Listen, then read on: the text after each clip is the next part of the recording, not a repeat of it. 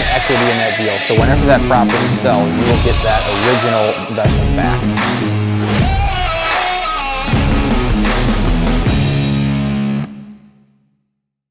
Hey guys, how you doing? Welcome back. Today we're going to continue our series of the military to civilian transition checklist. In the last video, we talked about some extremely important things that need to be done at the beginning of your transition process. And the reason is because how time intensive they are.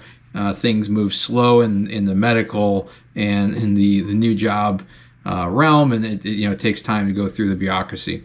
So things that we talked about, just as a quick recap, we talked about the medical records and how important it is to get those, not only the physical records, but also to make sure they're accurate.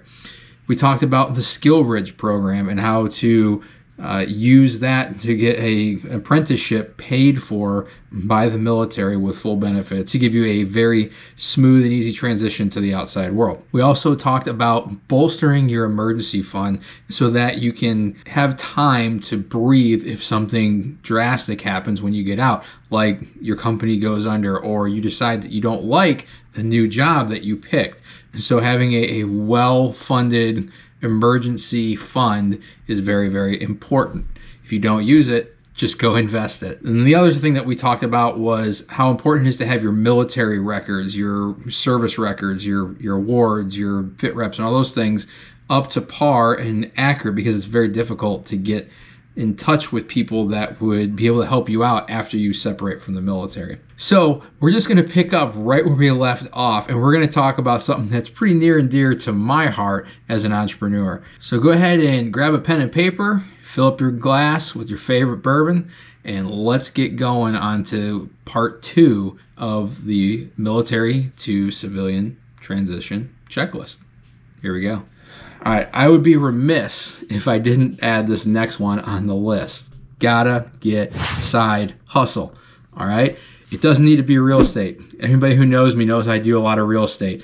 I buy mobile home parks and RV parks and single family homes, and I flip properties and I wholesale properties in all over the country. You don't have to do that, but you gotta get something going. When you're in the military, unless you do something illegal or really, really bad on a screw up side, you got a job for a certain amount of time, and you have a pretty clear picture of what that's going to be, how long it's going to be, and things like that. And for the most part, if you really want to stay in, you can stay in some capacity. Maybe not on active duty, but you can definitely stay in the reserves in some capacity and continue to earn income, continue to have benefits and things like that. However, when you get off of active duty, when you leave the military, you are at the mercy of the capitalist system, which is awesome, but can also be very terrifying for somebody who's not accustomed to it or expecting it. Like I mentioned earlier, I had a buddy, very smart dude, got out, got a great job. I was actually trying to go work for the same company prior to deciding I was going to go a different route. Flying, getting paid multiple 6 figures a year. Went out and got the job, onboarded with them, started flying, and then almost immediately the company lost their military contract. So the company shut down and they all lost their job. The only reason he was able to continue not only survive but do very well was because of his side hustle that he had created prior to exiting the military. Now, his was also a real estate business, but he's got some other sales things that he does, and he's since gotten another W-2 job, which helps him pay the bills, and then everything from his side hustle is just savings and investment, building that nest egg and living off the W-2. Look, guys, I'm not here to bash W-2 and saying you should get out and go start, work for yourself and screw the man. Like that's what I do now. But it took me many years of working with the W-2. And again, there's nothing wrong with it. That's a great way to live, man. It's awesome. So don't think I'm knocking it. But you gotta have a side hustle. Do something to bring in some extra income. If it's one rental, if it's creating some type of software company on the side that could be useful for other people, if it's monetizing a YouTube channel and something that you're good at or know how to do, like go ahead and make money off of that and get some income coming in that you can totally do on the outside. Might require more work and less hours of sleep, but you can totally do it, and you really got to start that now. 18 plus months, that's when you should start that. I know I started this from 18 to 12 months, but 18 plus months when you got to start that. And then you should be having that thing like working. It doesn't need to be bombing by 12 months, but by the 12 months prior or 1 year prior to exiting, you should have already established some type of business, right? Now, it doesn't mean if you don't get it by 12 months, you stop and say, I guess I just can't be a business owner. I can't have a side hustle. No, it doesn't mean that at all. I'm just saying this is where the ideal timeline would be, okay? Next thing, which is very important and very, very stressful, and probably one of the most immediately stressful things for most people, especially on the families, is the PCS on the backside of EASing. Now, some people may stay local in the area. I did. A lot of people, though, are going to get out and they're going to move hundreds, if not thousands of miles away. A lot of us who've been in the military for any given amount of time have obviously PCS, so we're used to the process. But we always know that we're going to another job, and our income isn't changing. While our jobs are changing, everything else remains pretty much the same. And our families have gotten used to that adaptation. And I'm sure they will, and most will adapt just fine. But now you're going there with some unknowns. Is the job going to be secure? Is it going to pay well? Are the schools going to be good? All that kind of stuff. You might be moving not to a military base. So a lot of the spouses clubs and the children's clubs and sports and amenities that are available to military members won't be available to where they're moving.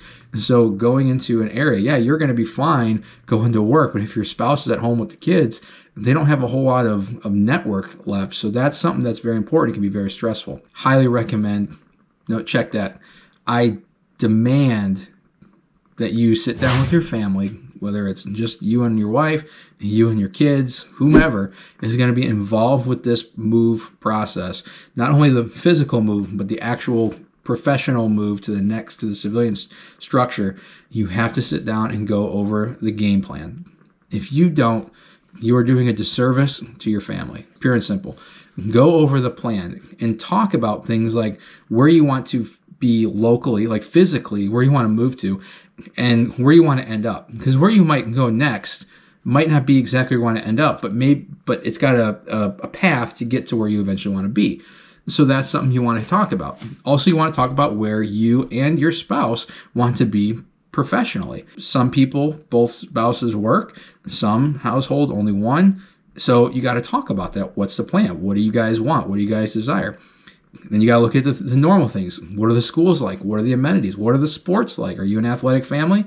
If you go to a place out in the middle of nowhere, chances are it's going to be hard to find a competitive athletic program. Okay, so those are the kind of things you need to talk about. Now, on the actual PCS process, everybody who has done a PCS knows that it's just kind of a frustrating process. I don't know if it's military-wide, but we call it DMO. And you can kind of see some info on the website there. But I can tell you this, regardless of whether it's DMO or whatever your service uses, it's a goat rope. It's a complete catastrophe 99% of the time. And now more so than ever, they are so backed up that it could be. I know people who move months, like physically move, get their stuff moved 6 months after they PCS. So the service member is now working 1,000 miles away, and the stuff hasn't even come to their rental, but they have their stuff in their rental or in storage locally. So they're paying rent either at 2 locations, or they have to pay for renting a storage unit. And then once they actually put it on a truck, it can take months to get your stuff actually delivered to your house. That is extremely stressful, and I don't wish that on anybody, right? Well, there's a few people that I wouldn't piss on if they were on fire, but outside of those couple people that I experienced, and we've all had those experiences, I wouldn't really wish that on any of my friends for sure. Get on that process early. Get all the documentation. You can go to DMO on base, call them, hound them. Do not let up. If you're not getting the answer or the service you require, go up the chain. Find the next guy, This is something that's very important. You're going to want to start this a little closer to the 12-month period because you're probably not going to know quite as early, and you might not be able to, but it's definitely at the 12-month period. And then you should have this like locked on by the 3-month period. And then all the way to EAS, you're following up with them and making sure things are good. And a minimum, even if it's going to be a goat rope like we talked about, you're going to kind of know that ahead of time, and you can plan accordingly for how you want to structure where you live, whether it's geo-batching, whether you move everybody to the family for a little bit and wait, whether you move your stuff into storage, stuff like that. Whether you decide to just do a Diddy move instead, even though it's a pain in the butt and a lot of people have a lot of stuff, sometimes it's just going to be better. And I think a lot of people are moving to that. So look into that. All right, so the next thing that I would highly recommend, starting at the 18-month period, is to become an active member on LinkedIn or other professional development or networking type social media platforms or groups and things like that. LinkedIn is a great one. You can kind of see some of the highlights here. If you haven't gotten on LinkedIn, go ahead and do that now. I'll be honest, I don't spend a whole lot of time on LinkedIn myself, but it's also because I'm not really involved a whole lot in the corporate world. Now, it doesn't mean that it's not valuable or doesn't have attributes. I'm just typically not in there because I've kind of found my niche, right? But when I was going to find my niche, I was actually recruited by one of the several JMO or headhunters. Did Cameron Brooks. I actually highly recommend them. I don't know that they're necessarily the best, but they have a really good support and team, and they got a lot of good information. And I went through the whole process, all the applications, the interviews and things like that. And I ended up not picking a job with them. And one of the reasons was because I actually accepted something that wasn't available when I started doing that, was continuation, where they gave me another 3-year set of orders in the Marine Corps that wasn't available when I first started going through the process, and then it became available. So I said, okay, I'm going to take this. But it just it wasn't necessarily what I wanted to do, that particular job. But it was really good learning how to do your applications. It's forced me actually to get a lot of my military records in order. That for one of those first things I talked about were getting your personal military records. It actually forced me to do that, and I found a lot of gaps and holes and things that I was missing in my records.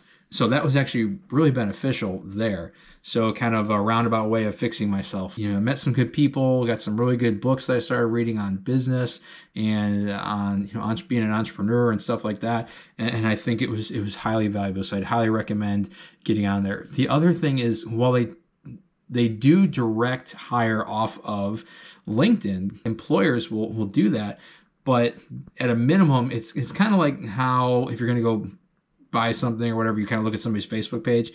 Well, think of LinkedIn as like a professional Facebook page. So employers will go on there and look at those profiles and see, what kind of person you are and what your experiences are. A couple recommendations that I would make, and don't take this the wrong way.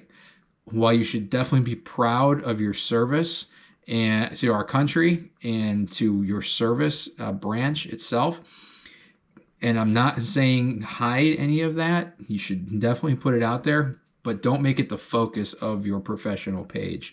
Use it to accentuate your attributes and skills that you have and how you can apply those to the civilian workforce. So things like having yourself in your class alpha as your dress uniform. Don't do that. And put yourself in a tuck or in a suit or a shirt and tie or something like that and look professional. Now you can have it by yourself or with your family or something like that, but it needs to look professional. Have links to your bio in there. Have links to your resume. You can kind of like a general resume, the things that you've done or things that you're capable of doing and how many people you led and how much you've changed this, that, and the other, blah, blah, blah, blah, blah. You can have all that in there. You see in there some of my websites to my different companies as well as my YouTube channel, the things that I care about and things that I'm related to. You can follow a lot of stuff on there or get plugged into different groups on LinkedIn, like any other social media platforms. And so you can get plugged in, you can comment, you can interact, and you can get to know these people inside, and you can actually set up groups and you can set up masterminds and stuff like that inside of LinkedIn. So it's pretty cool. I would highly recommend doing that kind of stuff, especially if you're planning on going out to that corporate world or that more upper blue / white collar type of job. Something else that's very important, and that's actually really huge to a lot of us military guys that are separating, and that's going to be post-separation higher education or continuing education. Things like, going and getting your master's, or if you don't have any college education, going and getting your bachelor's, go into a trade school, getting certifications, qualifications on the aviation side or on the mechanic side, like I mentioned earlier with AMPs and things like that, or CDLs. Things that you want to go do on the outside that translate over to what you want to do as a civilian, right? And anybody who served in the military knows about the GI Bill. And what the GI Bill is it's now it's all post 9/11. Some of us, like myself personally, I had the old school GI Bill, and then I transitioned it over to the post 9/11. So I'm just going to cover post 9/11 right now. I'm going to do a video that's focused solely on a good amount of the benefits that you get and that you are privy to as a former service member or a veteran. One of them being the GI Bill, and a lot, not only what it is, but how you can maximize it and get the most education for the least amount of money out of pocket, or potentially no money out of pocket. So you don't want to waste it, because once it's gone, it's gone. But what it is, you get 36 months paid for by the military, essentially. And the other thing that's great about that is you actually get tuition assistance, you get housing allowance, depending on how you use it. And in addition to that, one thing that I want you to look into, and I'll talk about this in the video where I go into detail on the benefits, I don't want to belabor this here, but look into the free application for federal aid, also known as FAFSA. Look into FAFSA. I'm going to put the link in below here. And what that is it doesn't count GI Bill money as income. So you can actually get additional assistance for college, so you can actually save some of your GI benefits for, if you go in as a bachelor, and that's 36 months, essentially 4 years worth of college, and you only need to use 2 because you can get a FAFSA grant, well, then you can go ahead and use 2 more years for your master's degree, your continuing education, or whatever. The other thing you want to look into is the Yellow Ribbon program, which allows you to go to out-of-state schools that don't cover the GI Bill, but you can actually get extra things covered and stuff like that. So, I would say the GI Bill can be used for, but it doesn't cover all of the schooling or the educational costs, right? So you can actually get the Yellow Ribbon program, and certain colleges have that. You can I'll go into more detail in the benefits video that I do. So one of the things that I thought was very valuable, and something that I didn't know until a buddy of mine mentioned it, was the TOE, or transfer of entitlement. And here's what that is. If you don't plan on using your GI Bill, or if you do plan on using some of it, but you want to, or potentially might give some of your benefits to your spouse or your kids, you can do that by doing what's called a transfer of entitlement. And what that is you have to do it while you're in the military, and you technically have to give 4 extra years of service. Now, those can be done on active duty, and those can be done on the reserve side. Let's say you do it 2 years prior to separating from active duty, whether you knew you're getting out or not.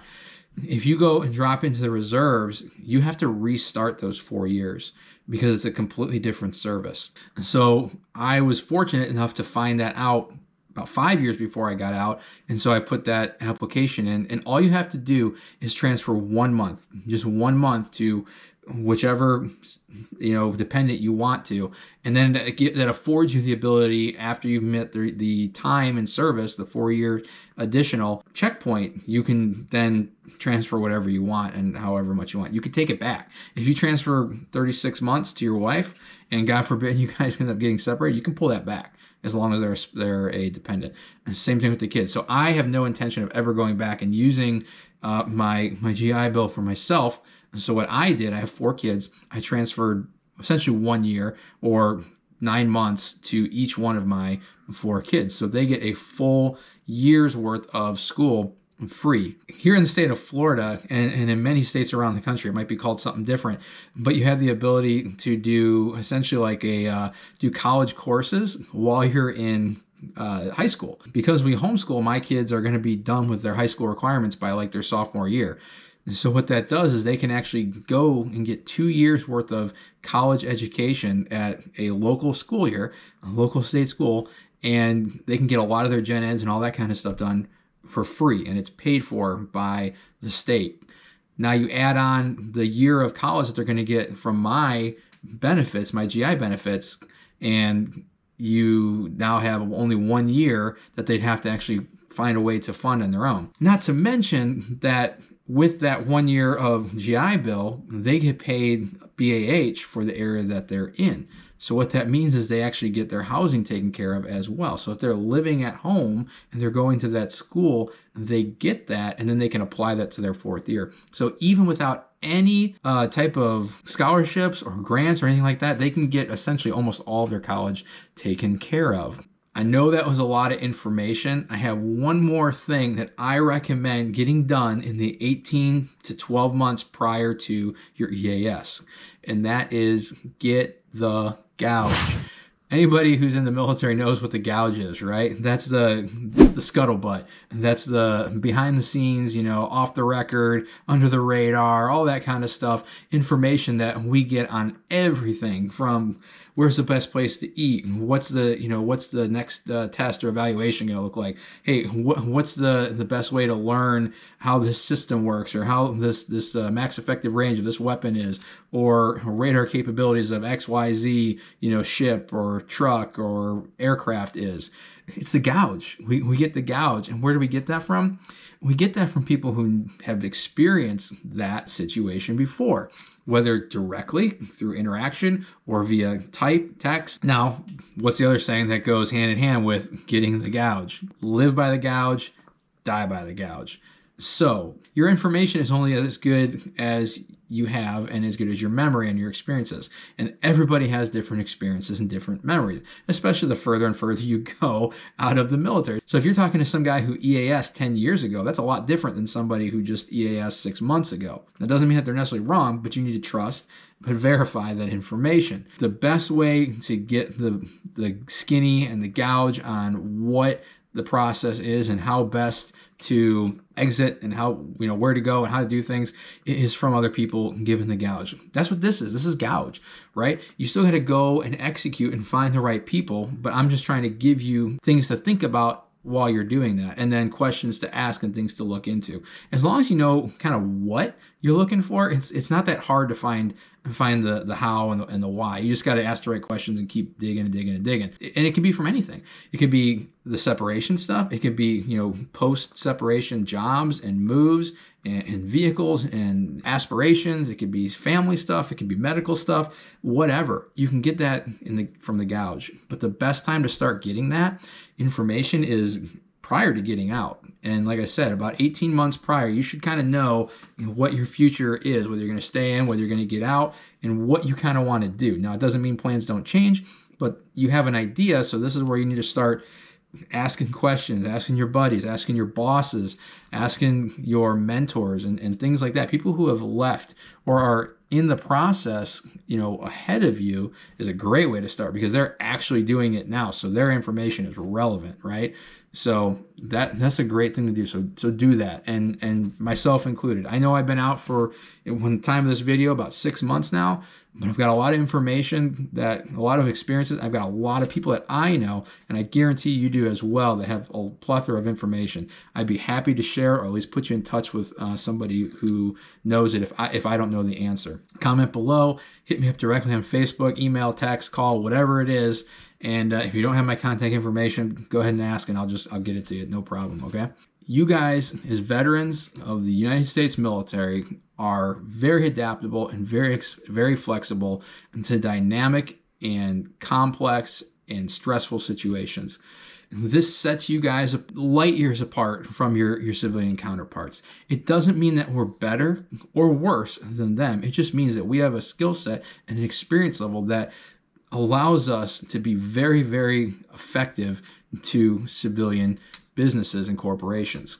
Use that to your advantage. Take advantage of these things when you're applying for jobs, when you're setting up your professional, social media sites, when you're networking with people, when you're talking to the headhunters, when you're doing your medical and things like that. Use your military service to your advantage and use that to justify why you rate certain things and why you command that respect and that pay in the civilian force. If you have anything that you'd like to see, a specific topic, please go ahead and comment below. I'd love to see that. I am not an end-all be-all source of information, nor do I claim to be, but I love knowledge. I love researching things. I love reaching out to other people. Your comments or things that you mentioned that I don't know gives me an excuse to go reach out to old friends and buddies and things like that. So please do that, so I have an excuse and I can be like, well, I have to answer this question, man. That's why I'm calling. I know you're busy, but all right, get started early. That's some of the best advice that I can give you right now. If you guys have any other questions, please hit me up. I'd be happy to answer them. I'm going to start working on the next one right now. Till next time, here's to your wealth.